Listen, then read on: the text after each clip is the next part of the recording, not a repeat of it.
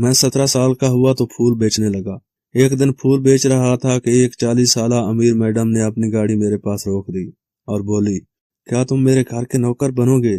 मैं खुशी खुशी मान गया और उसके साथ घर गया तो उसने मुझे एक खूबसूरत सा लिबास पहनने को दिया और बोली, तुमने ड्यूटी पर यह लिबास पहन कर आना है।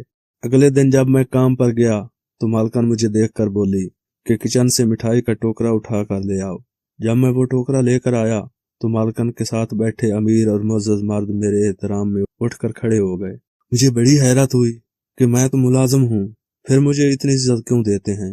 अगले दिन भी मालकन ने किचन से वो ही मिठाई का टोकरा लाने को कहा तो मुझे हैरत हुई कि वो तो यूं का त्यों पड़ा था। उन्होंने उसमें से मेहमानों को तो मिठाई खिलाई ही नहीं थी। जब यूं ही रोज रोज होने लगा तो मुझे मालकन पर शक हुआ। एक दिन नजर बचाकर मैंने यूं ही वो टोकरा खोल कर देखा तो कदमों तले से जमीन निकल गई, क्योंकि